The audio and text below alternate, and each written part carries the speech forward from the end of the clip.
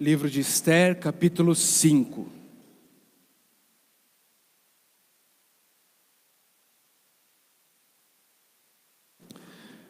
Antes de fazermos a leitura do texto, deixa eu dar um pouquinho de contexto para vocês. Nós pulamos por uma semana o livro de Esther, estudamos o Salmo 16 semana passada, porque muita gente não estava aqui, estava trabalhando, então a gente quis guardar a continuidade de Esther até que a igreja estivesse toda reunida de novo.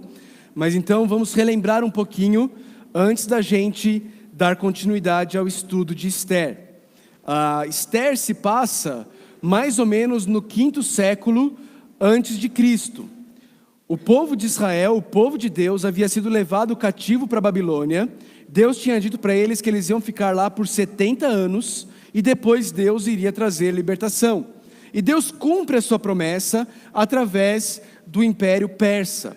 O Império Persa, através do seu governante, Ciro, ele domina o Império Babilônico e ele tem uma outra maneira de dominar sobre o Império. Ao invés de fazer com que todos venham para a sua capital e sejam doutrinados como era o Império Babilônico, ele permite que todos os povos sobre os quais ele governava voltem para a sua terra, reconstruam os seus lares, as suas cidades, e isso acontece para que se cumpra a profecia que Deus havia feito através do profeta Jeremias. O povo de Israel então volta para Israel, e é aí que você tem o livro de Esdras, a história do povo indo reconstruir o templo, reconstruir a cidade, e depois o livro de Neemias, a história do povo de Deus indo reconstruir o muro de Jerusalém. Só que não foram todos os integrantes do povo de Deus que decidiram voltar para a cidade santa, Jerusalém, onde Deus estava ali presente no templo. Alguns decidiram ficar onde eles já estavam bem acostumados, na casa da Pérsia. Decidiram viver ali com o povo pagão, porque eles já estavam aculturados àquele povo. E entre esses se encontram dois personagens principais da nossa história: Mardoqueu e Esther, a prima filha de Mardoqueu. Prima de Mardoqueu, que Mardoqueu adotou quando seus pais morreram. Esther, também chamada de Hadassa, o nome dela do hebraico, ela é uma mulher que vive uma crise de identidade. Ela não sabe ao certo quem ela é. Ela é uma judia, uma israelita, membro do povo de Deus, mas ela vive segundo os padrões da Pérsia. Quando surge um grande concurso de beleza, um concurso que era disputado não nas passarelas do palácio, mas na cama do rei, Esther vai participar desse concurso. E ela não só vai participar desse concurso imoral, mas ela vence o concurso. Ela agrada ao rei com a sua imoralidade a tal ponto que o rei escolhe Esther para ser a rainha. No meio de tudo isso, o seu primo, pai, Mardoqueu, descobre um plano para assassinarem o rei Xerxes. E ao descobrir esse plano, o plano é frustrado, as pessoas que queriam matar o rei são condenadas à morte, e quando você espera que agora Mardoqueu vai ser honrado, porque ele descobriu o plano para aniquilar e matar o rei, e o rei então foi poupado, não é Mardoqueu quem é honrado é Amã. Amã, que é do povo que odeia os judeus, ele é honrado, ele é levado para se tornar o segundo homem no reino da Pérsia. E esse homem agora, porque Mardoqueu se recusa a se abaixar diante dele, a se curvar diante dele, convence o rei da Pérsia, o rei Xerxes, a promulgar uma lei, dizendo que daqui a 11 meses, todos os judeus podem ser exterminados. Todos os judeus do Império Persa podem ser exterminados. O império que vai lá desde a Etiópia, desde a Índia, até o Sudão, chegando na Turquia ao norte, todos os judeus que morassem nessa região poderiam ser exterminados daqui a 11 meses. Esse decreto vem na véspera da Páscoa, quando os judeus estavam preparando-se para festejar a libertação do Egito. Vocês vão ser todos exterminados. E Amã oferece 350 toneladas de prata para o rei, para que ele promulgue esse decreto, mais ou menos $5 milhões. E o rei faz esse decreto corre por toda a cidadela de Suzã está em confusão, mas o rei Xerxes e Amã estão bebendo. Mardoqueu fica completamente transtornado, coloca cinza sobre sua cabeça, rasga suas vestes, se veste de pano de saco. Esther, quando sabe, manda roupas para ele, como se o problema fosse externo, e Mardoqueu fala: eu não quero roupas.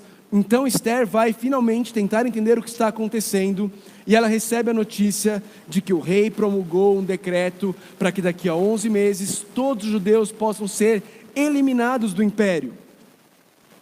E então Mardoqueu fala para ela: vá à presença do rei, vá à presença do rei e interceda em favor do povo. Esther, aquela menina mimada, aquela menina que a participar de um concurso imoral para conquistar segurança, para conquistar proteção, para conquistar um guarda-roupas e um salão de beleza, ela disse: você está doido? Você não sabe como as coisas funcionam aqui no palácio. Se eu for à presença do rei sem ser chamada por ele, e ele não estender o cetro para mim, eu serei morta. E faz 30 dias que o rei não me chama. Ou seja, o rei não dorme sozinho, e faz 30 dias que ele não me chama para dormir com ele. Provavelmente ele já se enjoou de mim. Você quer que eu vá à presença dele? Eu vou morrer. E Mardoqueu responde a ela dizendo: você pensa que porque você está no palácio, você vai ser a única judia a escapar do decreto? A única israelita a não ser aniquilada daqui a 11 meses? Esther, se você não for, o povo será liberto e protegido de outra maneira, mas você será morta. Em outras palavras, Esther, se você não for e não se dispor nas mãos de Deus, Deus vai providenciar outro meio. Ele vai cumprir as promessas dele, através de você ou apesar de você. O que você escolhe? E então o capítulo 4 termina com uma transformação na vida de Esther. Esther manda uma resposta para Mardoqueu e diz: Mardoqueu, reúna todo mundo do povo de Deus da cidadela de Suzã, peça a eles que jejuem em meu favor, eu e minhas servas faremos o mesmo, e por 3 dias nós jejuaremos, e eu irei à presença de Deus. E se eu morrer, morrerei. Uma das frases mais lindas, que todo cristão deveria ter muito clara em sua mente: se eu morrer, morrerei, morrerei. E assim terminou o capítulo 4.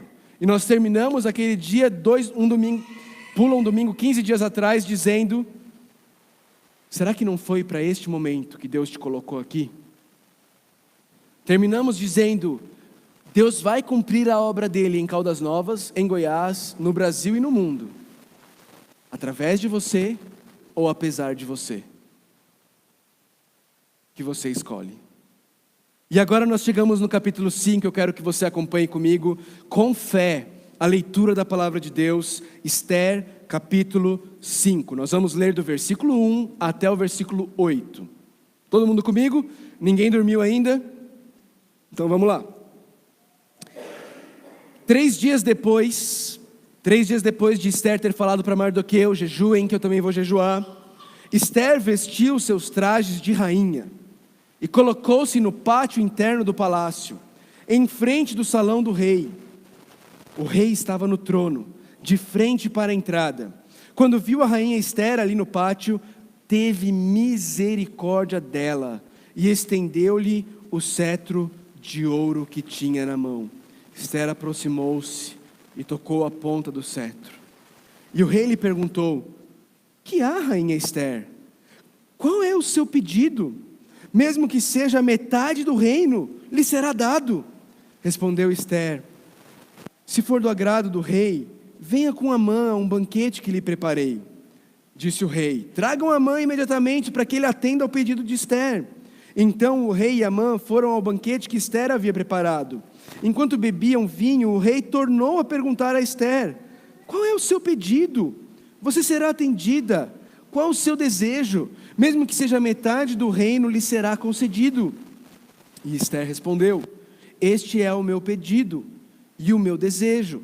Se o rei tem consideração por mim, e se lhe agrada atender e conceder o meu pedido, que o rei e Amã venham amanhã ao banquete que lhes prepararei. Então responderei à pergunta do rei. Vamos orar? Senhor Deus, nós estamos diante da Tua palavra, reconhecemos a nossa incapacidade, reconhecemos que se for pela nossa própria força, tudo que vai acontecer aqui será vazio, oco e sem vida. Mas também confessamos que se o Teu Santo Espírito agir em nós, através da pregação da Tua palavra, vidas serão transformadas e o Teu nome será glorificado. Por isso nós suplicamos ao Senhor que o Senhor não nos abandone, mas que o Senhor possa agir através de mim, em mim, nos meus irmãos, irmãs, amigos e amigas que estão aqui nessa noite, para que vidas sejam transformadas pela pregação, para que nós ouçamos a Tua voz nessa noite e o Teu nome seja glorificado. Pedimos isso em nome de Cristo Jesus, nosso Senhor. Amém. 3 dias depois,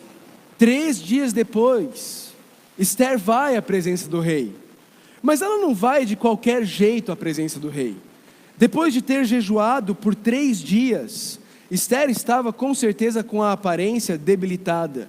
3 dias sem comer e sem beber afetam a aparência de qualquer pessoa. E ela não vai de qualquer jeito à presença do rei. Não, ela veste seus trajes de rainha. E ela não vai afoitamente à presença do rei. Ela não chega chegando. Ela não vai entrando dentro do pátio interno. Pelo contrário, Esther, vestida de rainha, com seus trajes reais, ela prudentemente se coloca apenas à porta do pátio interno, num local onde o rei poderia vê-la do trono, mas sem ser afoita, sem chegar causando uma má impressão. Você percebe, queridos, que Esther, quando ela decide tomar um passo de fé, ela não o faz sem planejamento e sem prudência. Ela não entra de qualquer jeito na presença do rei. Ela não jejua por 3 dias e fala assim: bom, já que Deus vai estar comigo, então eu vou entrar de qualquer jeito e o rei vai aceitar e não vai me matar. Ela pensa, ela planeja, ela é prudente no que ela faz, ela é previdente nas atitudes que ela tem. E como consequência disso, o versículo 2 nos diz que quando o rei vê a rainha Esther, e é interessante que aqui Esther passa a ser chamada de rainha.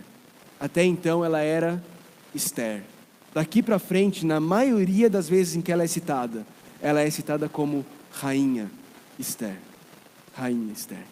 E o rei a vê, e o texto diz que ele teve misericórdia dela. Esther tinha o direito de entrar na presença do rei. Esther podia entrar, era algo que ela tinha conquistado. Não, era um favor imerecido. O texto literalmente, quando ele diz que ele teve misericórdia dela, o texto diz que ela ganhou favor diante do rei. O rei estende o cetro, poupando-lhe a vida. Não está no texto bíblico, mas os historiadores dizem que o rei da Pérsia, ele se assentava no trono, com o cetro na mão, cetro de ouro, e ele era ladeado por enormes soldados. Os maiores soldados da Pérsia ficavam ao lado do rei, com um enorme machado, prontos para arrancar a cabeça de qualquer um que ousasse entrar à presença do rei, sem que o rei tivesse convidado. Esse era o risco que Esther corria. Ela sabia disso. O machado estava lá, estava afiado e pronto para arrancar fora a cabeça dela. Mas o rei teve misericórdia de Esther. O rei teve misericórdia de Esther e estendeu o cetro de ouro que tinha na mão. Mas o rei não parou aí na misericórdia dele. O versículo 3 nos diz que ele não apenas teve misericórdia e poupou a vida de Esther, mas ele ainda teve interesse em saber o que ela queria, se ela tinha algo a pedir para ele, se ela tinha algum desejo para fazer ao rei. Queridos, às vezes a gente lê isso daqui e a gente pensa isso, mas isso é natural. Que marido não pergunta para a esposa o que ela quer? Que marido não vira para a esposa e diz assim: meu bem, se você não me falar, eu não sei. A minha bola de cristal está quebrada. Me fala o que você quer, não fica tentando me fazer adivinhar. Mas não era o caso do rei da Pérsia. Não era assim que o rei e a rainha se relacionavam. O relacionamento do rei e da rainha em nada se compara aos nossos relacionamentos marido e mulher nos dias de hoje. A rainha era apenas mais uma no harém do rei, a quem ele dava o privilégio de ter uma coroa na cabeça e um tratamento um pouco melhor. Mas não existia esse relacionamento. O rei da Pérsia não era bondoso e misericordioso. As suas esposas não podiam ousar vir à sua presença sem que ele chamasse. Por que então? O rei lhe mostra misericórdia, e não apenas mostra misericórdia, mas lhe pergunta qual é o seu pedido. Não apenas isso, mas lhe diz: me diga o que você quer, mesmo que seja metade do reino, vai ser seu. Lógico, isso é uma figura de linguagem, era uma maneira de dizer: olha, eu estou disposto a atender os seus desejos. Mas por que o rei estava disposto? Por que o coração do rei estava disposto a demonstrar misericórdia e atender os pedidos de Esther? É porque o coração do rei, meus irmãos e minhas irmãs, o coração do rei está nas mãos do Senhor. Provérbios capítulo 21, versículo 1, nos ensina essa verdade fantástica. O coração do rei, o coração do rei, diz Provérbios 21, é como um rio controlado pelo Senhor, ele o dirige para onde quer. Para onde quer. Nós não estamos entregues às autoridades deste mundo. As autoridades deste mundo não estão acima do Senhor, mas o Senhor reina sobre todas elas e dirige o coração delas para onde Ele quer. Isso vale para os seus pais, isso vale para a liderança eclesiástica da sua igreja, isso vale para os nossos governantes civis, isso vale para os seus professores, isso vale para todos que estão investidos de autoridade sobre nós. O coração deles está nas mãos do Senhor e Ele os dirige para onde Ele quer. E muitas vezes o lugar para onde Deus quer não é o lugar que nós gostaríamos que Ele quisesse. E nós não entendemos. Nós ficamos revoltados. Nós nos iramos contra o Senhor, perguntando como podem cometer tamanha injustiça contra nós. Como podem nos prejudicar a tal ponto. Ao invés de descansarmos no fato de que o coração deles, mesmo que esteja pecando contra nós, ainda está nas mãos do Senhor. E Deus está usando aquilo para o nosso bem, que é nos conformar à imagem de Jesus Cristo. Hoje aconteceu um fato que me lembrou de maneira viva, profunda e clara, de que tudo está no controle de Deus e que Ele está agindo em todas as coisas para o nosso bem. Os irmãos lembram do Guilherme, que cantou aqui há algum tempo atrás, autor dessa música que a gente cantou hoje, Redenção. Um colega dele, pastor junto com ele na igreja onde ele pastoreia lá em São Paulo, estava na África. Viajando ele e a esposa por diversos países da África. E ontem, um dos voos que ele tinha foi cancelado. Um dos voos que ele tinha foi cancelado. E esse cancelamento do voo causou tristeza a ele e a esposa. Eles fizeram um vídeo na internet dizendo que eles estavam tristes porque por causa do cancelamento eles não iam poder visitar todos os países que eles tinham planejado visitar. Eles iriam perder outros voos, mas que eles estavam confiantes de que Deus é soberano também sobre os cancelamentos de voos. Pois bem, hoje caiu um avião na Etiópia, 157 pessoas que estavam a bordo morreram. Sabe qual é o voo que eles perderam porque o voo deles foi cancelado? Este voo. Meus irmãos, o Deus que controlou a história de Esther, o Deus que controlou a história de Mordecai, de Mardoqueu, o Deus que controlou a história do rei Xerxes, é o mesmo. Ele não mudou. Ele continua controlando a história. Ele continua controlando cancelamentos de voos. Ele continua controlando o coração dos reis. Ele continua controlando cada centímetro quadrado do universo que Ele criou. E isso precisa trazer descanso ao meu e ao seu coração. Porque mesmo quando pecam contra nós, Deus não é pego de surpresa. Mesmo quando nos afligem e causam injustiça contra nós, nós podemos ouvir a voz de Deus dizendo: meu filho, minha filha, sossega.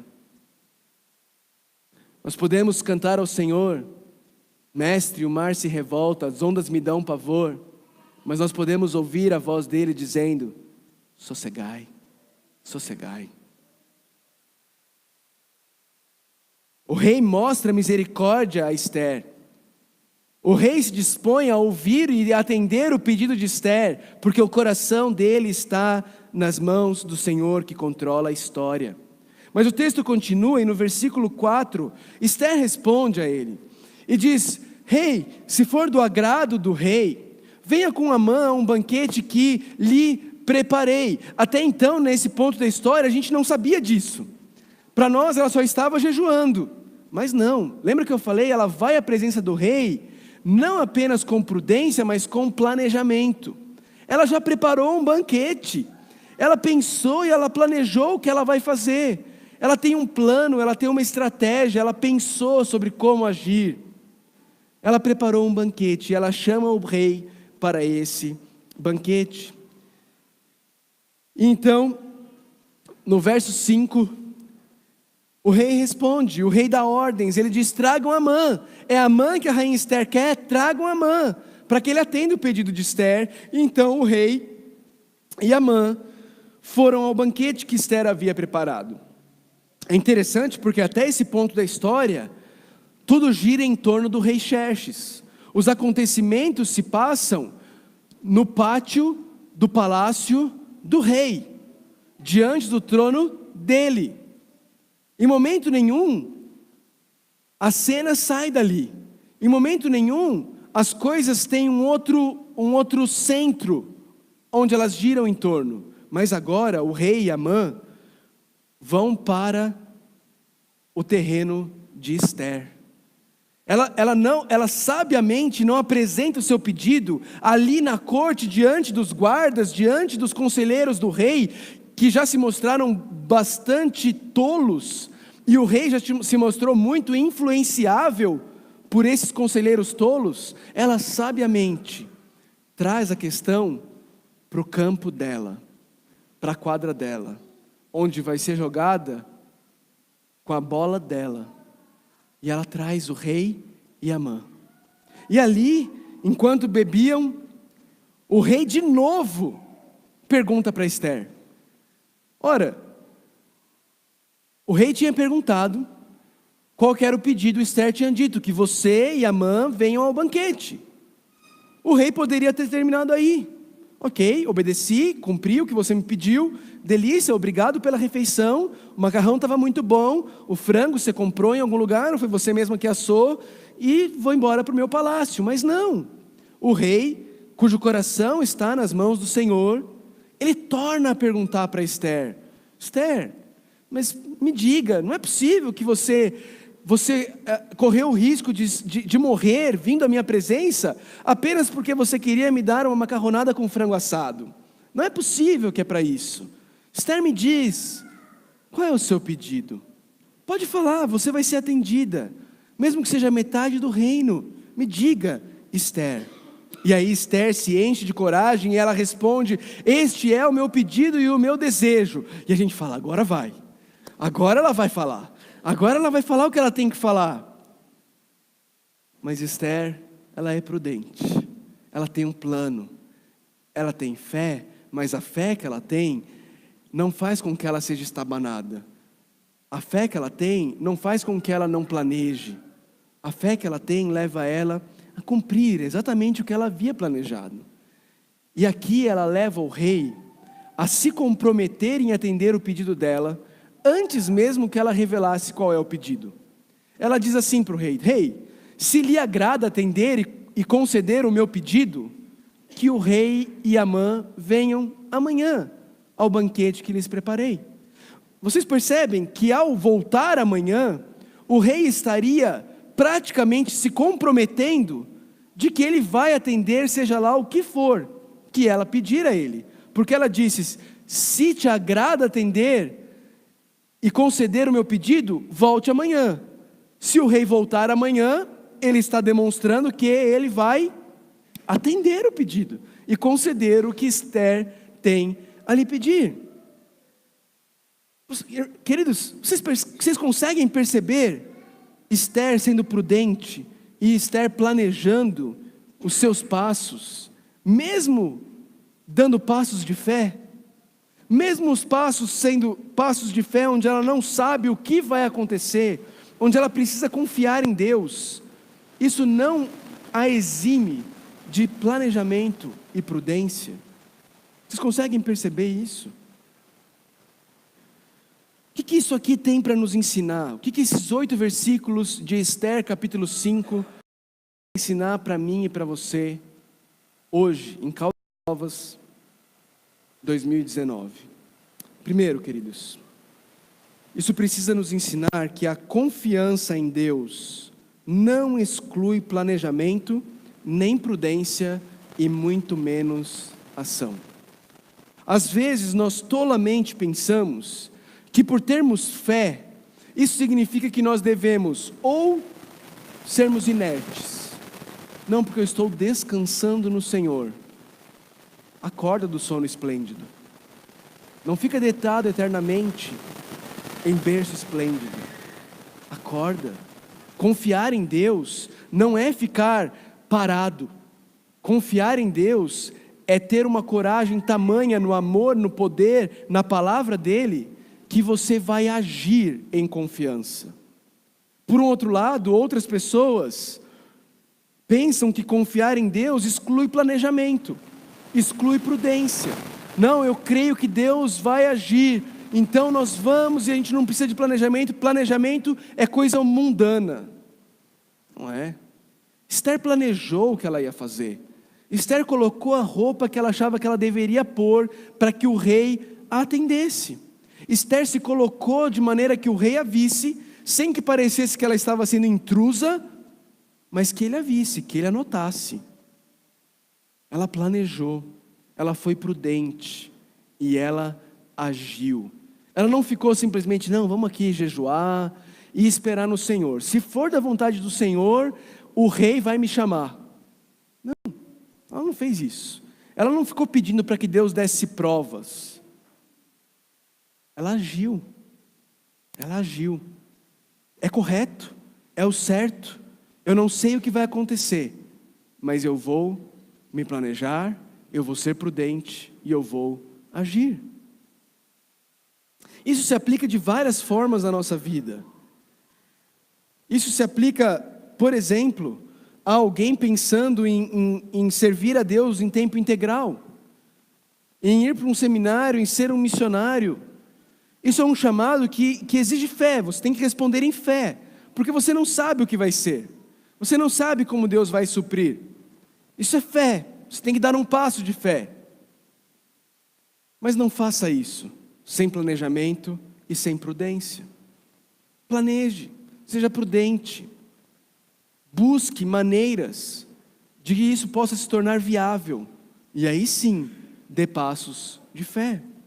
Uma mudança de carreira. Eu creio que Deus vai me sustentar em qualquer profissão. Amém, eu também. Mas dê passos planejados. Seja prudente. Não seja tolo achando que não, Deus vai me sustentar, então eu vou pegar a minha carreira, eu vou jogar para o alto e eu posso fazer. Isso é tolice. Isso não é fé. Isso é tolice. Isso se aplica a decisões quanto a como, quando ter filhos, adotar ou não adotar. É fé. mas exige planejamento e exige prudência. E exige ação. Não, se Deus quiser, Deus vai me mandar mais filhos. É verdade, mas se você não fizer o que você tem que fazer, não vem filhos. Não adianta, ok? Ação. Primeira coisa que isso nos ensina: confiança em Deus não exclui planejamento, não exclui prudência e muito menos ação. Confie em Deus, planeje os seus passos, seja prudente, mas dê os passos. Ande. Segunda coisa que a gente aprende nesse texto: para ser usado por Deus, não dá para esperar por garantia de sucesso ou proteção. Esther não tinha nenhuma garantia de que o rei iria levantar o cetro e iria ter misericórdia da vida dela. Nenhuma. E na maioria das grandes decisões que eu e você temos que tomar nas nossas vidas, elas não vêm com selo de garantia divina. Ou seja, Deus não abre os céus e diz: vá em frente porque vai dar tudo certo. Não tem. Deus não acontece isso. Sempre existem riscos envolvidos. Mas a verdade, queridos, é que se eu e você quisermos ser usados por Deus para a expansão do reino dele, para o bem das pessoas e para a glória de Deus, eu e você precisamos nos dispor nas mãos dele, crendo que seja qual for o desfecho, ele estará cuidando de nós. Não tem como esperar que tenha rede de proteção. Não vai ter. É passo de fé. É passo de obediência em fé a Deus. Tudo envolve riscos. Deus, eu quero me casar, mas eu quero ter certeza de que, olha, vai dar tudo certo, de que não vamos ter problema. Esquece, você vai morrer solteiro. Esquece. Agora, se você de fato quer se casar, se você de fato quer criar uma família, para glorificar a Deus, refletir a Trindade, para ser espelhos de quem Deus é andando pelo mundo afora, envolve riscos. Você vai ter que chegar na menina, você vai ter que ter coragem de ir lá e falar para ela: eu quero te conhecer melhor. E ela pode virar para você e falar assim: mas eu não. É o risco. Você vai ter que correr o risco de começar um namoro e ela te frustrar e ela te decepcionar. Você vai ter que correr o risco de casar com essa menina, é lógico. Aí já é um risco bem mais calculado, não é? Ouvindo autoridades, percebendo situações. Mas ainda assim, é um risco. Sabe por que é um risco? Porque você se casa com uma pessoa, mas você vai viver com inúmeras outras ao longo do processo do casamento. Porque essa pessoa com quem está se casando vai se transformar em outras ao longo dos anos. Fisicamente, emocionalmente, ninguém vai ficar igual. É risco. Mas Deus te chama a correr riscos. E se você quer ser usado por Deus nesse processo, não dá para ficar esperando garantia de certeza de proteção. Não tem. Eu quero servir a Deus com a minha profissão, mas eu fico esperando ter a profissão perfeita. Eu fico esperando ter as garantias de que nada vai dar errado. Esqueça. Não existe. Você precisa correr riscos, calculados, com planejamento, com prudência, com sabedoria, mas você precisa correr riscos. Não tem como. Não tem como, queridos. Não tem área na sua vida que você pode querer servir a Deus e que você vai ter selo de garantia de sucesso. Eu não costumo fazer isso, não gosto de fazer isso, de usar exemplos da minha vida, mas quando eu e a Marina decidimos vir morar em Caldas Novas, não havia garantia nenhuma de sucesso. Tanto é que nós tentamos plantar uma igreja e nós fracassamos. E Deus misericordiosamente nos deu a oportunidade de revitalizarmos uma igreja em Caldas Novas e de caminharmos com vocês aqui. Mas eu tinha garantia disso? Não, quando eu casei eu não sabia nem como que a gente ia se sustentar. A minha sogra que está aqui foi maluca de deixar a gente se casar. Sogra, riscos planejados, prudentes, mas riscos. os riscos estavam envolvidos.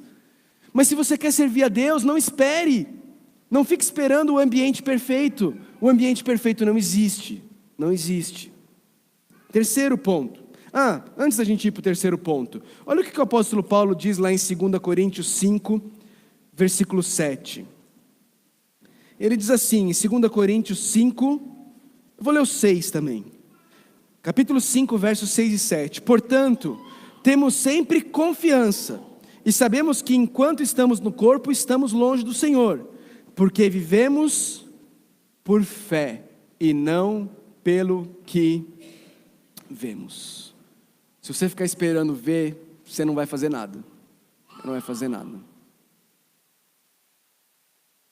Nós devemos agir com planejamento, prudência e coragem, motivados pela fé no Deus que controla o coração do rei. Eu vou repetir. Nós precisamos agir com planejamento, prudência, fé e coragem, confiados no Deus que controla o coração do rei. Terceiro, Deus pode transformar e usar qualquer um de acordo com os planos dele. Você não está além das mãos de Deus para que Ele possa te transformar e usar você. Pastor, você não sabe como é minha vida, você não conhece meu passado.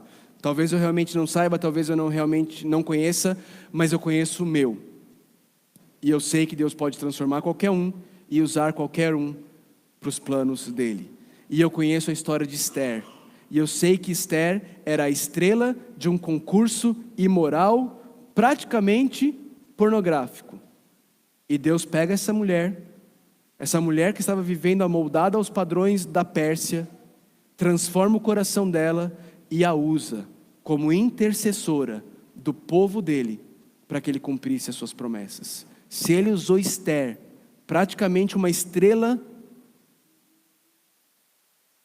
enfim, você entendeu. Se ele usou Esther, ele pode usar qualquer um de nós. Ele pode transformar e usar qualquer um de nós. Quarto,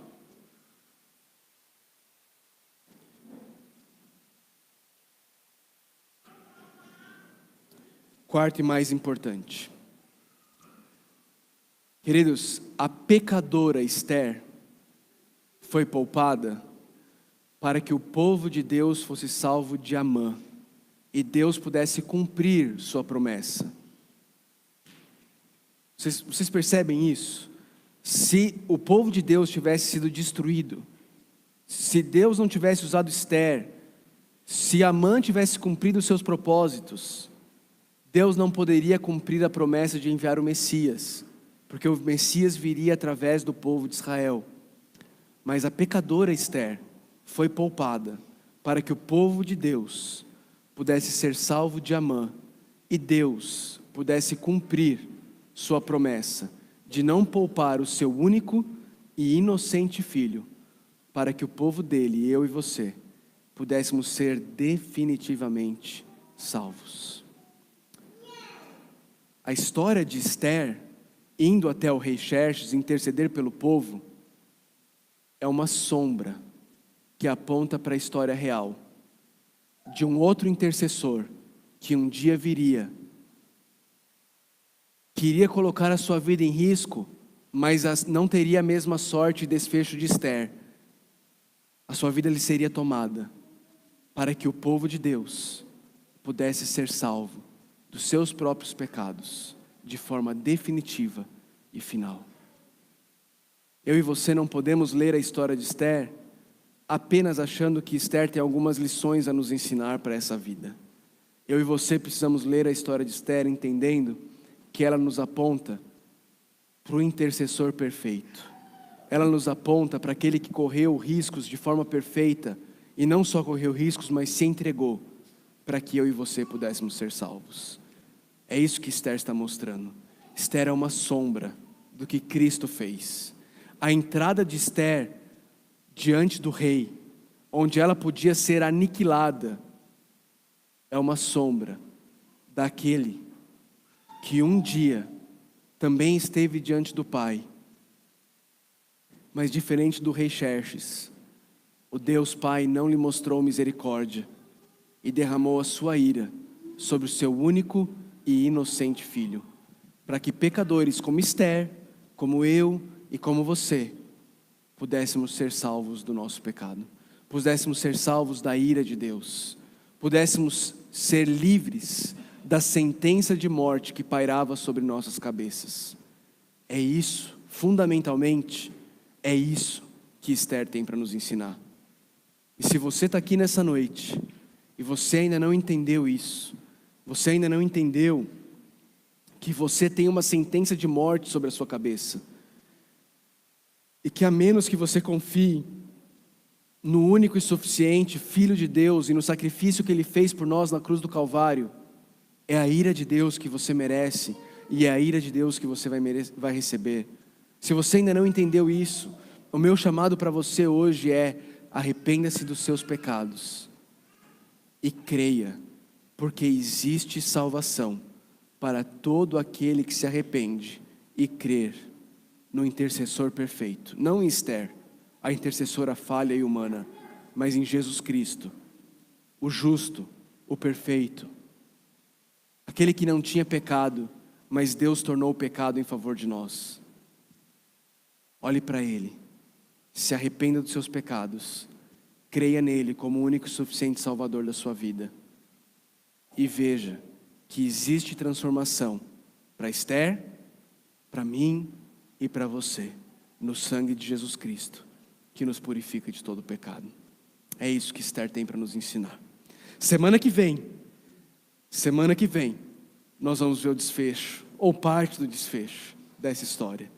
Semana que vem a gente continua. Enquanto isso não acontece, continuemos agindo com planejamento, prudência, coragem e fé naquele que controla o coração de todos os reis. Vamos orar.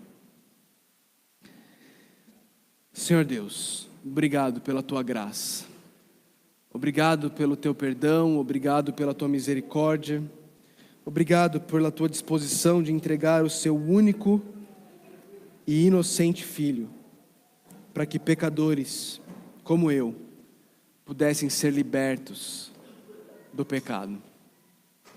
Senhor, nós te louvamos porque o Senhor não nos deixa entregues a nós mesmos, mas o Senhor nos amou a ponto de entregar o seu único Filho, Deus.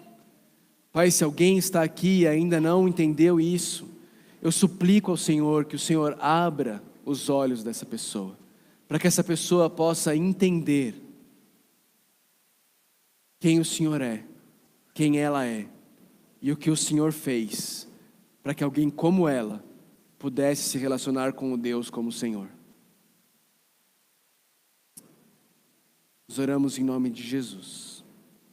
Amém.